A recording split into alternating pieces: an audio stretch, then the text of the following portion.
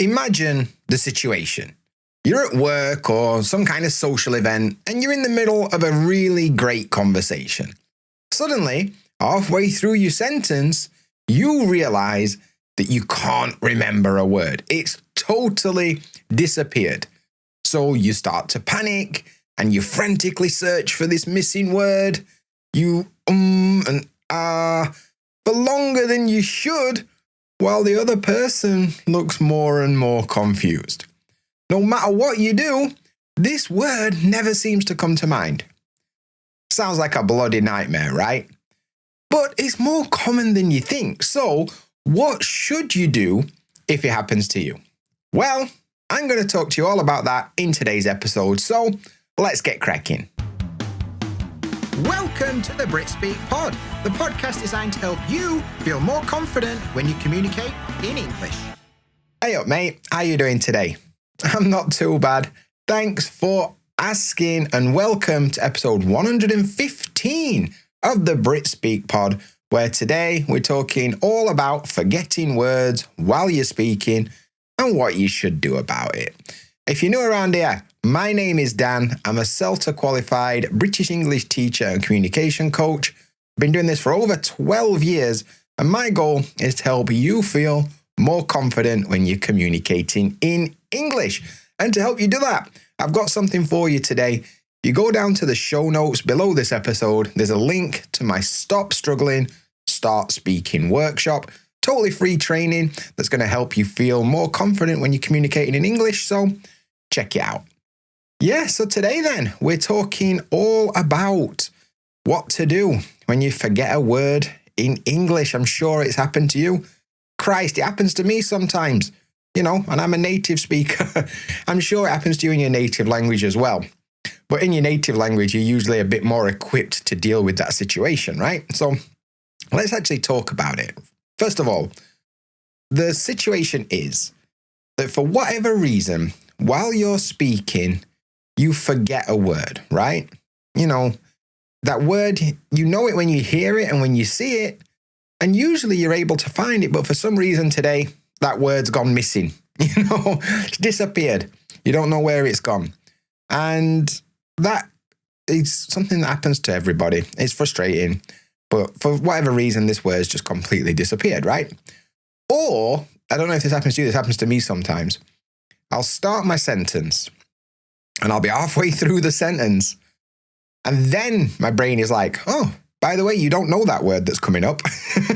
Like, oh yeah, great. Thanks for telling me that halfway through a sentence. So you're halfway through your sentence, then you realize you don't know a word that you need to say to finish this sentence. So that's basically what we're talking about, right? And this can happen at work, it could happen on the phone, social situations, whatever. It happens all the time. But what usually happens after that is where the problem starts, right? We're all human. We all forget words. That's life, innit? But the problem is what happens next. The result of forgetting the word. And, this is like you'll just pause, because you're searching for that word in your brain. You can't speak because you're searching, right? Your brain is doing something else. So you probably pause and you'll do things like, kind of fill in that gap with those sounds, while you're trying desperately to find the missing word, right? Worse than that I've seen, people stop the conversation, whip out their smartphone, and they'll ask Google Translate or ChatGPT. Can you imagine you're in a conversation at work and somebody says, excuse me, just pause this conversation for a minute. I need to get on my phone and ask ChatGPT how to say this word. Yeah, it'll do the job, but it's not a good look, is it? It's not not great for communication and building connection with people. Excuse me, please wait while I just look at my phone for a couple of seconds. All right, fair enough. I don't know. For me, I'd consider that a bit weird, a bit rude. I mean, better than nothing, but there are better ways to deal with it, right? Another thing that I used to do a lot in Japanese, and I guess you do it as well. When the word comes and I don't know what it is, what I'll do is I'll just kind of say the word in my own language and just hope that they've heard that word before. It's easier with English because a lot of people have got some experience with English. But yeah, it's not ideal, is it?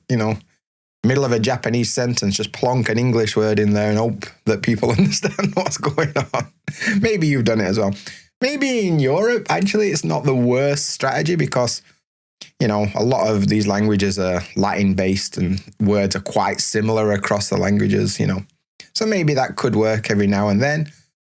But more likely, you'll just panic, freeze up, and maybe you just give up trying to explain that thing altogether and you just, forget it. And, you move on.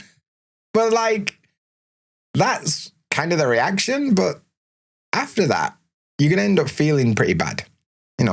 Like you failed the conversation. I hear this all the time. I failed that conversation. Yeah. You feel badly like, why? Why couldn't I say it? I know that word. Why couldn't I say it? Confusion is a really common feeling when this happens. Because usually as soon as that conversation's finished and you've calmed down, that word appears. Cheers, mate. Where were you 10 minutes ago when I could have used you? That happens to me all the time. I don't know about you. Happened to me in a lesson the other day. I couldn't remember a word. Second I said, bye, see you next week. End the lesson. There it is. Awesome. So I just sent him a text message. Oh, by the way, that's the word. But, it's frustrating as well because not only did you kind of know it but not have access to it at the right time, but that also can create the problem where you don't feel like yourself in English because you have to use vocabulary or certain things that maybe you wouldn't use in your native language, right? And this kind of restriction can make you feel smaller than you are in your native language and you feel like you can't be yourself in English. So these are all the negative aspects of this situation, right? So the next thing I want to talk about then is once we've established the situation and, what happens, what's causing this? Because most people will assume at this point that the problem is they need more words, right? I need more vocabulary, I need more vocabulary.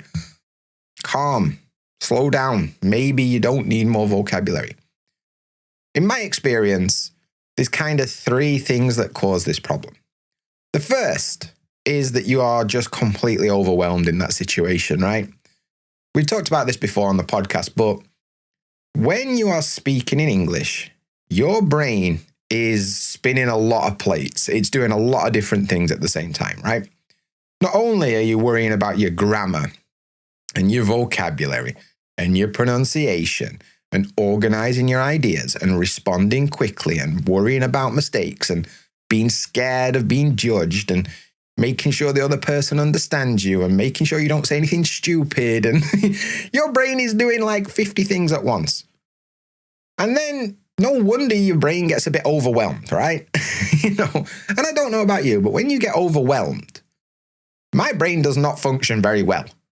It's not running at full capacity at that point. I forget even really basic stuff because my brain is too overwhelmed thinking about something, And that happens to a lot of people when they speak a second language because there's so much going on.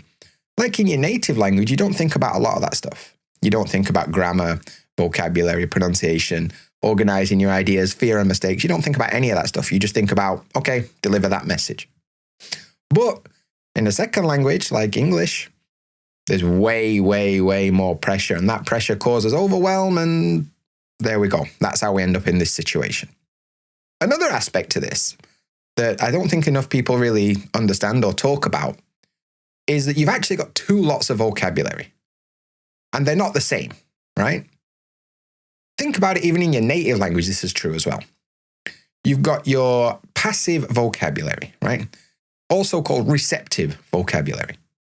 And this is where you understand a word when you encounter it, when you meet it, right? You get to, you open a book, you read it, and you see a word, and you know it. You know what that word means. You know what it does. You understand, right?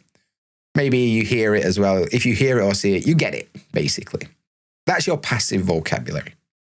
However, the words that we actually use are different. This is called your active vocabulary or productive vocabulary, right? And basically, these are the words that you have the ability to use in real time. You have the ability to recall them and produce them and use them, okay? Those two amounts of vocabulary are not the same. They're not. Even in your native language, you will know way more words passively than you actively use. Now, usually the problem is, in English, the difference is even bigger than your native language, right? So it may be that you understand a word. You know a word when you hear it or see it. But when you try and use that in a conversation, it's not active. You haven't got access to it in real time. You can't produce it. Now, that could be part of the problem as well. Maybe you just don't have that active vocabulary yet. Now, that's something you can build up over time. You know, the more you learn words and encounter words and try to use them, you can kind of activate more vocabulary, but that's a discussion for another time. But it is fixable, right? And the third thing I think doesn't help this situation, I think, is that when things go wrong, you've got no backup plan. You don't know what to do. So you just panic and then take your phone out, right? Like, when something goes wrong in English, having a backup plan and a kind of something you can fall back on when something goes wrong will be incredibly useful for you, right? And this is why, you know, when I'm doing my lessons and my courses and my speaking confidence bootcamp and all that kind of stuff, I teach a lot of techniques around frameworks, recovery strategies, and things like this. Because things are going to go wrong when you communicate in any language, even in your first language, but especially second, third, fourth languages. So if you don't have a backup plan for that situation, you're just going to be trying your best and probably not going to go very well because you don't know what to do. But if you start to learn backup plans for these things, when the situation happens to you, you kind of understand what you're supposed to do. And having some kind of path to follow, rather than making it up as you go along while you're under pressure, probably a good idea. So honestly, I think the biggest causes of this problem is the overwhelm, you know, from trying to do too much at once in your brain. It's the difference between your passive and your active vocabulary, and that you haven't got a backup plan for when things go wrong, right? So let me help you with one of those things, right? I can't really help you with the overwhelm. That's something that comes with time, you know, practice and feedback and things like that. I can't really help you with the active or passive vocabulary right now. Once again, that's something that takes time from exposure and trying to use new words in real situations and building that kind of mental connection between understanding and using. But I can help you with a backup plan when things go wrong, okay? When I was younger, we used to play a game. And to be honest, it was a drinking game most of the time when I played it. But you don't need to drink, it's just a fun game. And it's called Taboo. And the idea behind this game was that you would get a card, right? And on this card, there was a word. And your teammate had to guess that word, right? Also on the card, there'd be 5 other words that you weren't allowed to say, okay? And the idea is that you had to talk and get that person to guess the word on your card without using any of those words. And it's good fun because, you know, you've got to try and find other ways to explain the same thing and things like that. That is actually a fantastic way to deal with this problem. Playing Taboo without the drinking. I mean, you can drink if you want, it's up to you. But it's really, really good practice because it teaches you the skill of talking around a missing word. The same skills can be applied when you forget a word or you can't remember it or you don't know a word. The same skills can be applied. And this is a huge part of the first unit in my Speaking Confidence Bootcamp, my 12-week one-to-one course. Because this is so important, we teach it Unit 1, right? It's there because it's so good. And it makes you feel more confident because you know you can handle that situation, right? So how can we do this? Not just practice again. How can we talk around the word well, right? Well, there's kind of 4 steps. The first, simple, gestures. Use your hands, use your facial expressions, use what's available to help explain. Show what it looks like. You know, if you don't know the word scissors, make a gesture with scissors, something like that. The gestures, really, really useful to help deliver the message when you're not 100% sure what a word is, right? Another thing that you can do is describe it. You know, it looks like, it's made of, it's like, it's similar to, Describe it. What does it look like? What does it do? What is it made of? Where do I find it? This kind of thing. So describing it. And that's probably what most people will start with because that's the obvious one, right? Describe it. So let's, for example, imagine that I forgot the word, I don't know, microphone, right? Because there's a microphone in front of me. So I'd be like, it's like a big metal thing that when I speak into it, my voice goes into the computer. And that way, you can hear what I'm saying. You plug it in and it goes near your mouth and the audio, the sound goes into it so you can go through the computer. Microphone. Yeah, like that. It's like a speaker in reverse. But yeah, okay, so describe it. That's kind of obvious, right?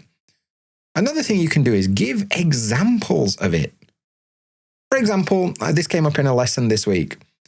The word subscription. Like they couldn't remember the word subscription. So they said, you don't buy it, but each month you buy it each month, right? Like Netflix. Netflix, you buy it each month. That thing. Oh, you mean a subscription? Yeah, Dan, that's right, subscription. So by using the example of Netflix, it made it really easy for me to understand what he was talking about. And giving examples of things, like it's when this thing happens, or this thing, right? Or I use it in this situation. So giving examples of the thing, a famous example of it, or an example that we're both aware of, or a situation that's really common for everybody, right? Great examples. And the last thing, which is also really common, is generalizing. It's a kind of, it's a type of, what group does it belong to? Oh, it's a kind of tool. Oh, it's a type of wood. It's a sort of flower, that kind of thing, right? It's a sort of flower. It's quite big. It's got big yellow leaves and a brown part in the middle. Do you mean sunflower? Yeah, sunflower. That's right. This kind of thing, right? So when you are trying to talk around the word, you need to be using a combination of those 4 things: gestures, descriptions, examples, and generalizing. That'll get you most of the way there. So I want you to practice this, right? What I want you to do is I want you to take any word, doesn't matter. Look outside of your window or look around your room and pick an item, doesn't matter what it is. And your idea is to describe that word without using the word, obviously, for 30 seconds and record yourself talking on your phone. Then, in a week or a month or whatever, go back and listen to it. Did you understand the thing that you were talking about? Could you guess if somebody said that to you, right? And do that every day. Pick a random word, practice talking about it without using that word, and see if you can understand if somebody said that to you. Really good. Or failing that, if you look online, probably you can get some kind of online version of Taboo. Search Google for Taboo game or something. I'm sure it'll come up. And then you can use that as a prompt and try and describe that word. And yeah, that's an easy way to deal with this situation. So next time you're in that situation where you forget a word mid-sentence, this is your backup plan. You're going to find a way to deliver that message without stopping the conversation, right?